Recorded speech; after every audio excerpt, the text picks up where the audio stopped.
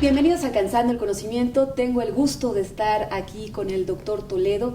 Él es un gran científico, lleva 5 décadas como científico, muy orgulloso de serlo, y ahora pues está a cargo de la Secretaría de Medio Ambiente y Recursos Naturales, la Semarnat. Gracias, doctor Toledo, por estar con nosotros. Al contrario, muchas gracias por venir hasta acá y por la entrevista, muy amables.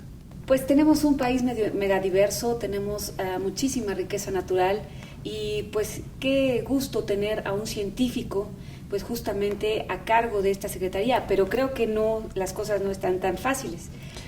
Vamos a platicar. Sí. Primero, pues empezando, como comentábamos, México es un país rico en biodiversidad por la variedad de ecosistemas que alberga en su territorio. Sin embargo, también en las últimas décadas, pues los últimos 50 años, ha sufrido una gran depredación. ¿Cómo se encuentra México en el tema de medio ambiente? ¿Cómo llegas aquí a esta secretaría? ¿Cómo recibes las cosas? Sí. Bueno, primero, efectivamente, en realidad, en toda la temática ambiental, podemos decir que hay dos dimensiones para entrarle al tema. Uno es todo lo que se llama la agenda verde, que tiene que ver efectivamente con lo que se llama recursos naturales o biodiversidad, bosques, selvas, etcétera, etcétera. Y otro es el tema gris, que es todo el tema de ciudades e industria, ¿no? Casi se puede así dividir en dos el tema desde el punto de vista del conocimiento incluso, ¿no? Ahora, en el tema prácticamente de recursos naturales y de biodiversidad, finalmente la Semarnat, que antes se llamaba Semarnat, tiene una historia de 27 años ya de antigüedad, digamos. Y podemos decir que por un lado, efectivamente, el tema de la conservación y manejo de la diversidad biológica y de los recursos naturales ha sido bastante exitoso. O sea, tenemos que aceptar que el país tiene hoy en día 30 millones de hectáreas bajo áreas naturales de protección. Tiene otras 40 millones en lo que se llaman las UMAS, son unidades de manejo. O sea, tenemos 70 millones de las 200 millones del país bajo manejo o conservación. Esto hace al país una nación exitosa en esos términos. La otra parte de lo ambiental es, sin embargo, es el tema de las ciudades y la industria. Y aquí sí, digamos que pues estamos en una situación bastante complicada porque en estas últimas décadas la política ambiental se relajó muchísimo y entramos a una fase en la que se dejó de lado la aplicación de la ley en cuanto a, por ejemplo, contaminación industrial. Aquí el tema quizás más preocupante es el tema del agua. ¿Por qué? Porque tenemos a las principales cuencas del país muy contaminadas, ¿no? Estoy hablando del río Lerma, del río Atoyac, del río Papaloapan, del río Sonora, de lagos como Chapala, con problemas tremendos. Y en esta fase neoliberal, digamos, de los gobiernos, pues hubo un relajamiento en la aplicación de las leyes. Y en el caso de las ciudades, pues también han crecido las megalópolis, y aquí entra todo el problema de la contaminación del aire, pero también del problema del agua, que cada vez es más grave, el problema también el uso excesivo del automóvil, porque prácticamente la Ciudad de México está dominada por los autos y no hay, desde mi gusto, habría que crear una moratoria de autos, pero inmediatamente, ¿no? Por ejemplo, en fin, es un poco el panorama que yo le estoy viendo ahora, ¿no? En esta parte, vamos por pedacitos porque esto es muy largo, vamos con la parte del agua. En la parte del agua, pues fueron una serie de intereses durante muchísimo tiempo, desde la revolución, desde antes, ¿no?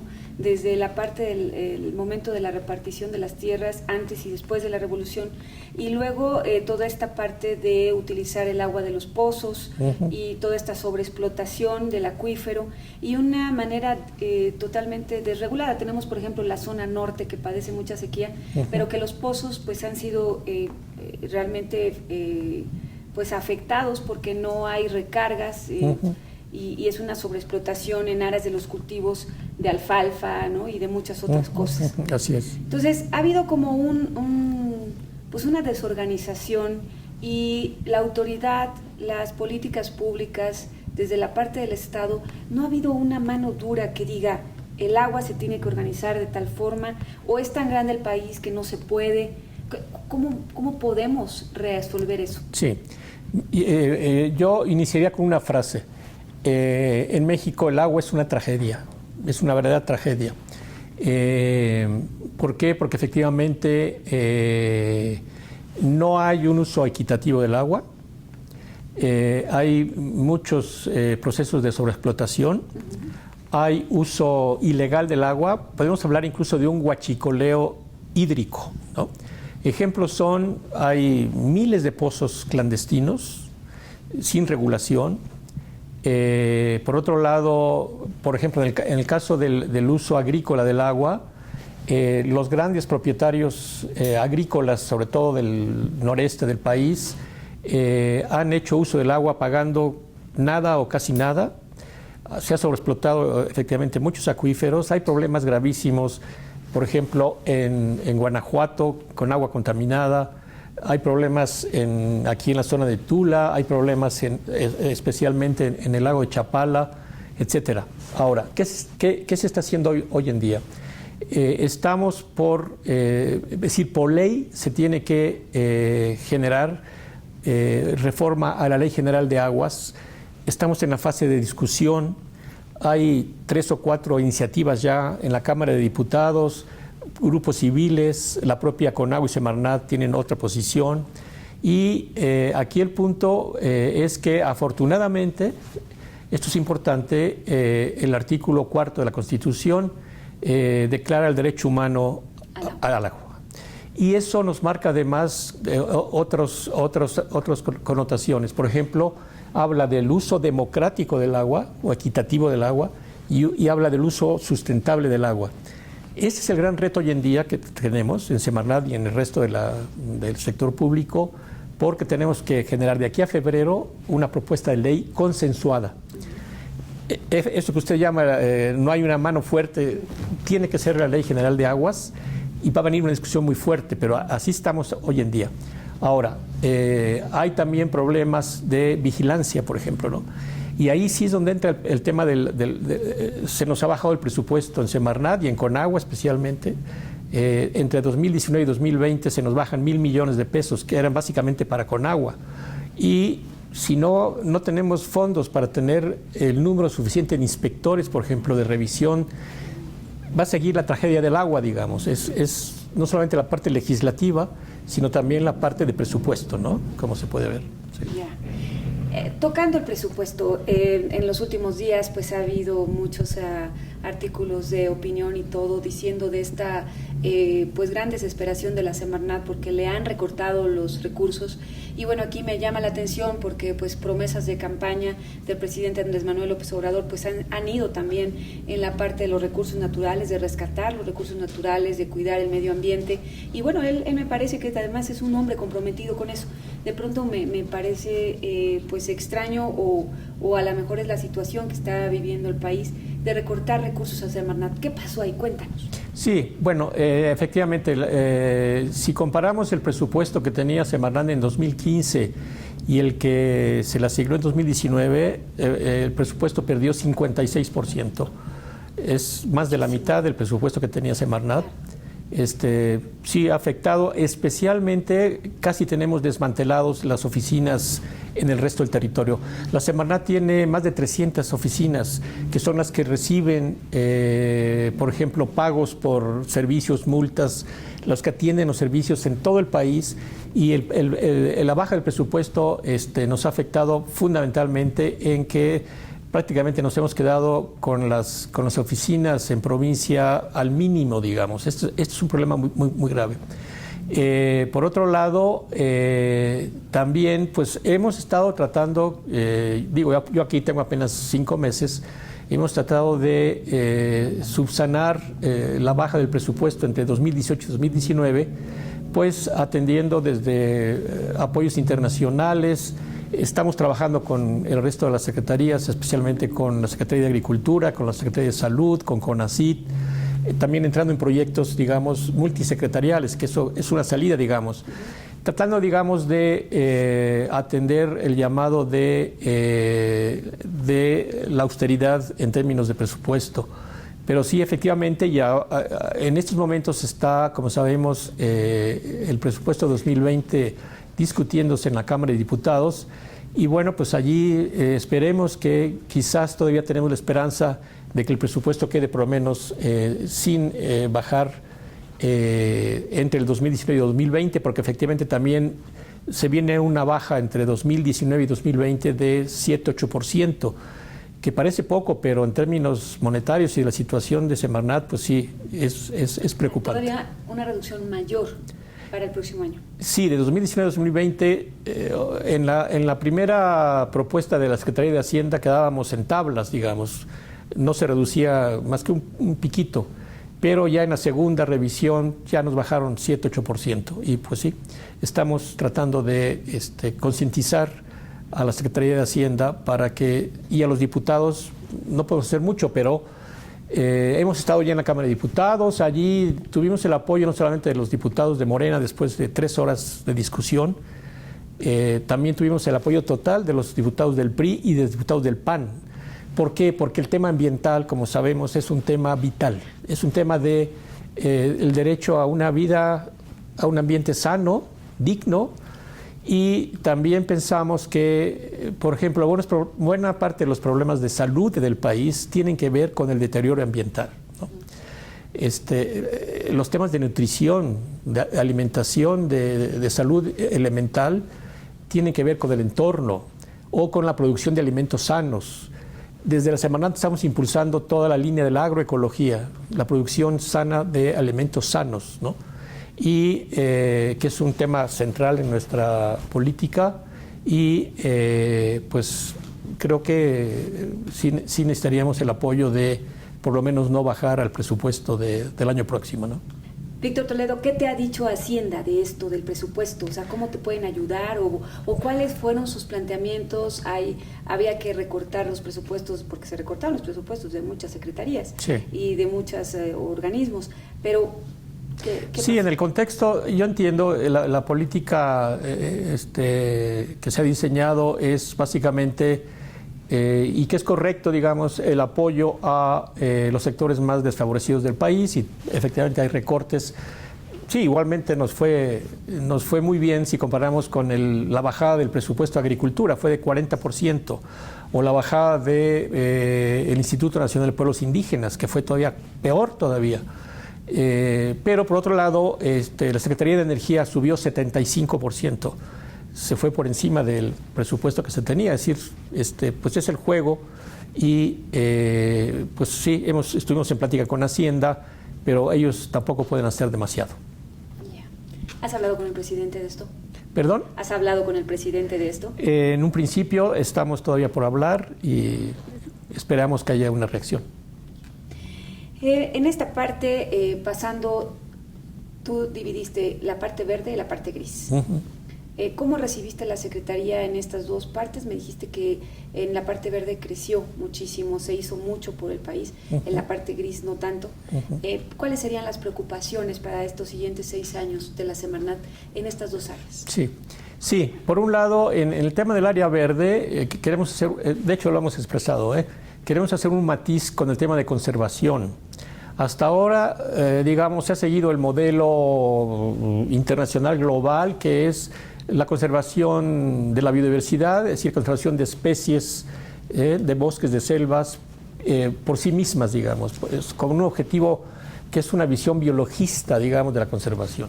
Nosotros, por el contrario, pensamos que en un país con una riqueza cultural tan enorme como la de México, con un pasado que es la civilización mesoamericana de 7-8 mil años, donde ha habido una relación muy estrecha entre cultura y naturaleza, no podemos seguir pensando en solamente conservar el tucán o el jaguar o el colibrí sin tomar en cuenta el papel de las culturas.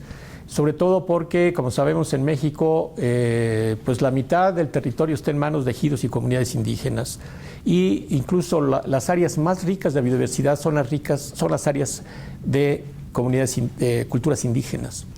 Y entonces lo que vamos a impulsar ahora es una conservación biocultural, más que una conservación meramente biológica. Esa es parte de una de las estrategias. ¿Y por qué? Porque además descubrimos que el 80% de las comunidades que están alrededor de las áreas protegidas son comunidades con alto grado de marginación social.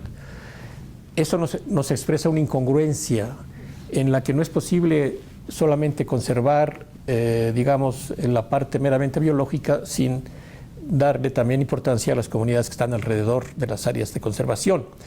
Porque además eso complica la idea de que las comunidades sean también copartícipes de la conservación misma. Ellos son los que han conservado además. Las áreas más conservadas del país son las que están en las áreas indígenas.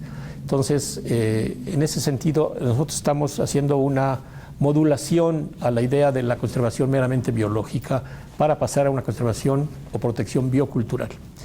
En el tema de la agenda gris, allí la principal preocupación, insisto, son los cuerpos de agua, porque efectivamente, y el uso del agua en general, ¿no? Allí sí está, digamos, inclinado el uso del agua hacia fundamentalmente los grandes propietarios agrícolas, en el tema del uso para la agricultura, pero también en el uso desproporcionado de industrias como las refresqueras o las cerveceras. Las refresqueras como Coca-Cola, Pepsi-Cola o Nestlé están sacando agua prácticamente gratis, muchas veces en conflicto con la sociedad de los alrededores. Es el caso de Chiapas, de Oaxaca, etcétera, por un lado. Por otro lado, el caso de las mineras. Igualmente, el uso desproporcionado de agua de las mineras, también en conflictos con la población local, municipal, etcétera.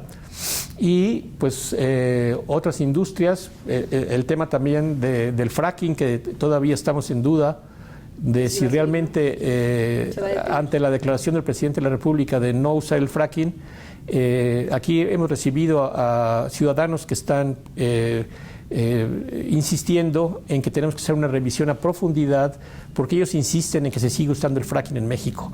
La Semarnat va a convocar muy próximamente a un foro para saber si el fracking se sigue realizando en México o no.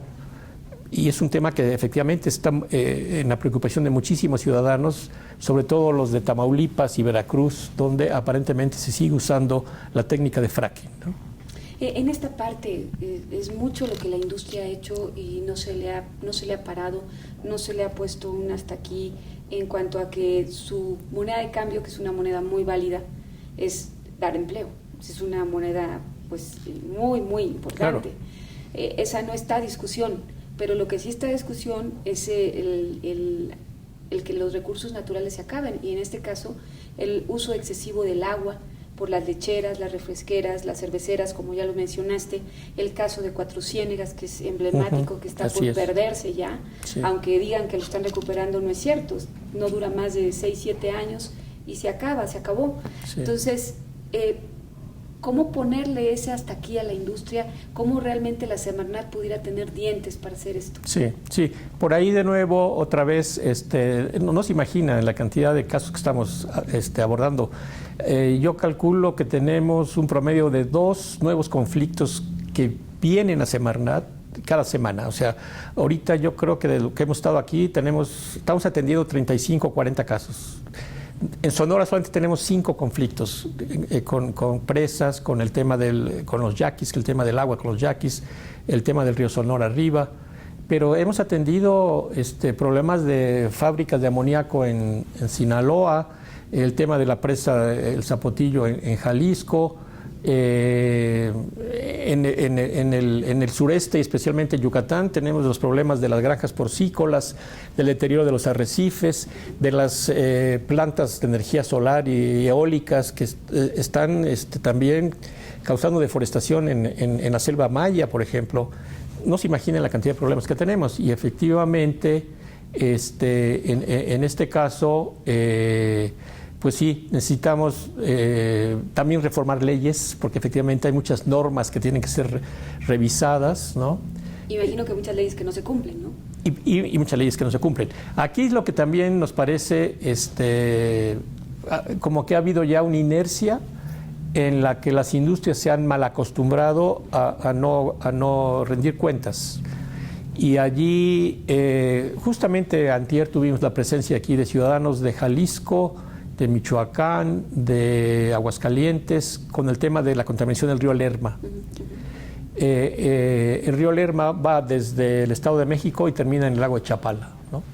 Y hay 9,000 industrias en todo a lo largo del río, 155 municipios. Y todas descargan ahí. Entonces, por ejemplo, ahí Semarnat tiene que entrar a revisar las 9,500 industrias, pero no tenemos medios para poder hacerlo, y tendríamos que hacerlo además en conjunción con los movimientos ciudadanos, que hay muchísimos, porque la gente se está muriendo de cáncer, de problemas también renales, porque a lo largo del río hay mercurio, hay plomo, hay arsénico, y está toda la lista de todos los contaminantes que están ahí. Entonces necesitaríamos un programa nacional de saneamiento del río Lerma, donde tendría que estar Salud, Semarnat, Sedatu, Agricultura, y declarar una zona de emergencia, digamos, ¿no? Porque realmente es muy preocupante. Y las reacciones son de los ciudadanos, ¿eh? No tenemos capacidad, ahí es un poco la desesperación de la baja del presupuesto, ¿no? Y aún así piensan trabajar con organizaciones, sí. Piensan integrar grupos diversos. Sí. Y ahí también es muy importante el papel, y hablando de conocimiento, el papel de la academia, ¿eh?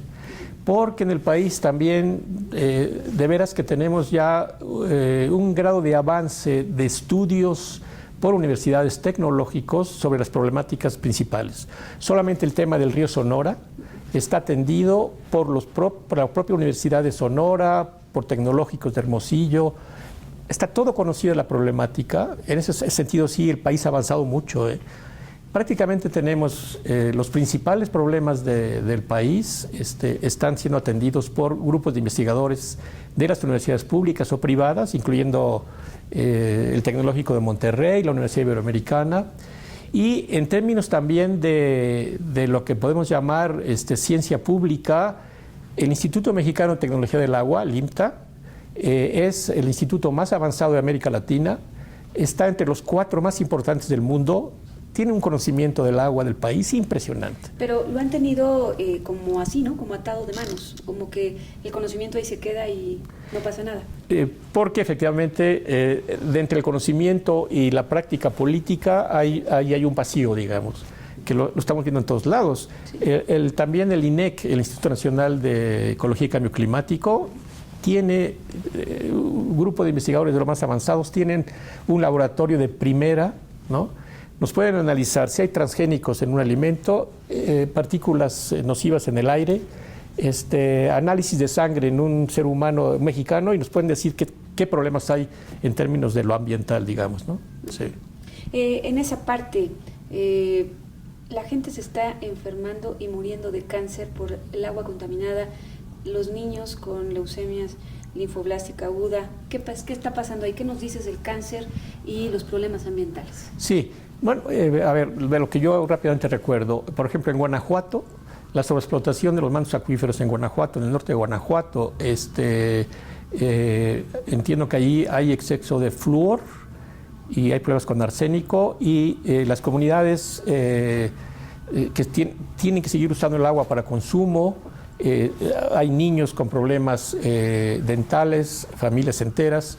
En el caso, por ejemplo, también que lo vimos antier, en el caso del lago de Chapala, hay una población que aparentemente es la población a nivel mundial más afectada en términos de lo renal, también por el consumo del agua. En fin, tendríamos que hacer todo un análisis, pero hay muchos problemas por la contaminación del agua por razones industriales, ¿no? En la parte biocultural, ya te he escuchado en algunas entrevistas pues hablar de que hay parte de los megaproyectos, en el caso del Tren Maya o el Transísmico, que tendrían que apegarse a una bioculturalidad. ¿Nos podrías explicar? Ya explicaste un poquito de qué se trata, pero ¿le podrías explicar un poquito más a la audiencia qué se entiende por tomar en cuenta esta bioculturalidad que tiene el país para hacer estos grandes megaproyectos, y ya después me dices tu opinión sobre ellos. No, hablemos, por ejemplo, de la península de Yucatán. La península de Yucatán, allí ha estado la cultura maya desde hace 3.500 años. O sea, han pasado 3.500 ciclos agrícolas en una zona donde no hay agua superficial, no hay ríos, está todo por abajo, ¿no? Es agua subterránea, donde hay huracanes casi 2 o 3 años, ¿no? La cultura maya sigue allí. Y si vemos la península de Yucatán hoy en día desde los satélites, se ve una mancha verde impresionante, conservada la zona. ¿Por qué? Porque los mayas han sabido utilizar sus recursos, han sabido preservar su cultura, etcétera, etcétera. Y aquí el gran temor es que en el tema, por ejemplo, del Tren Maya, que digamos, en la fase de construcción del tren no hay ningún problema, pero lo que nos preocupa muchísimo es que se vayan a desencadenar procesos tipo Cancún, ¿no? En la que finalmente, digamos, las grandes cadenas hoteleras, las grandes cadenas de agencias de viajes van a llegar, como sucede en Cancún, y van a generar un caos, como sucede en Cancún y en buena parte ya de la Riviera Maya.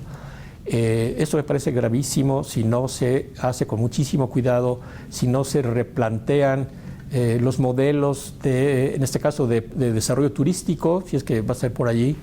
Y es lo que yo digo, que al final, digamos, la presencia de la cultura maya no puede ser que nosotros, como nación mexicana, que tenemos 200 años de antigüedad, atentemos contra una cultura de 3.500 años. Esa es mi posición. Y por lo tanto, necesitamos tener muchísimo cuidado cuando desarrollemos un proyecto en esa región, ¿no? Sí. Bueno, sin embargo, el director del Fonatur ha explicado en varias ocasiones que pues este proyecto no piensa hacer la misma devastación que se hizo ni en Cancún, ni en Tulum, ni en toda la Riviera Maya, que es la verdad desastroso. Pero bueno, habría que ir caminando poco a poco. Exacto, por eso estamos en diálogo permanente con Fonatur, y no solamente con Fonatur, sabemos que también está, por ejemplo, el Instituto Nacional de Antropología e Historia también participando y, digamos, haciendo converger opiniones de un proyecto, pues que sí, es un megaproyecto. Y por ahí se dijo en una mañanera, ¿no?, que yo estaba en contra de los proyectos. Me parece que hubo un periodista que le preguntó al presidente. No es que estemos en contra, es que estamos, digamos, dando puntos de vista que pueden ser diferentes, o que estamos justamente matizando, enriqueciendo lo que tiene que ser. Por supuesto, un proyecto tan grande tiene que ser consensuado entre las diferentes esferas del gobierno, ¿no? ¿En el transísmico hay algo parecido? En el transísmico, digamos, ahí hay varias culturas, no solamente es una, hay varias culturas y, digamos, en este caso van a ser más polos de desarrollo. Más bien aquí sí son polos industriales totalmente en todo lo que va a ser donde va a pasar el tren. Y pues no, lo mismo, estamos, digamos, en una situación parecida, y también está el tema también ahí de los dos puertos que son básicamente para el desarrollo de la industria petrolera. Hay un matiz, digamos, ¿no? Coatzacoalcos, Minatitlán y acá Salina Cruz, sí. La posición es la misma, o sea, necesitamos, y estamos también en colaboración con el proyecto, ¿no? Aunque bueno, ahí es más fácil porque ahí existe toda una vía de tren previa. Carreteras, ¿no? Sí, carreteras. Sí, y también hay menos población, o sea, es una zona menos poblada, digamos, en algún sentido. Sí, hay partes donde es terrenos y terrenos de plantaciones y demás. En la parte de Dos Bocas, ahí es un poco controvertido. Bueno, no, Dos Bocas se entiende ya esa pregunta me han hecho muchas veces, se entiende porque, a ver, efectivamente aquí, digamos, desde el punto de vista de la perspectiva ambiental, y es otro de los objetivos de Semarnat, es el de la transición energética. El petróleo se acaba en 2050 en todo el mundo. Está todo calculado ya, ¿eh? Es decir, lo que se llama el pico del petróleo. Hoy en día el 60% de los países productores de petróleo están ya gastándose la última parte de sus reservas. México ya pasó el pico de petróleo, ya estamos en lo último. Y ahí sí urge, y es la preocupación de todo el mundo, porque por el tema del cambio climático, es que en el país necesitaríamos ya comenzar a avanzar con muchísimo apoyo sobre la generación de una política de energías alternativas, no fósiles ya. Empezar a olvidarnos del petróleo, del gas y del carbón mineral.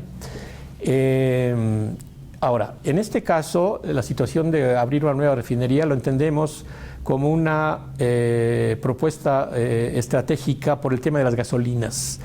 Efectivamente, el país ahorita depende en su casi totalidad de las gasolinas compradas en Estados Unidos.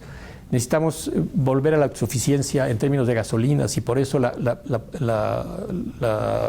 generación y la construcción de Dos Bocas es, digamos, como una medida precautoria frente a la vulnerabilidad energética del país. Entonces, se entiende, pero esto tiene que ser compensado efectivamente por una visión de más largo plazo, y no digo de largo plazo, de corto plazo, porque ya esto en 10 años va a ser un panorama totalmente diferente, y no solamente en México, sino en todo el mundo. Es una de las grandes preocupaciones de carácter global que trae la crisis ecológica. Entonces, efectivamente, esa es la justificación, digamos, de construir una refinería más y reactivar las que ya están, ¿no?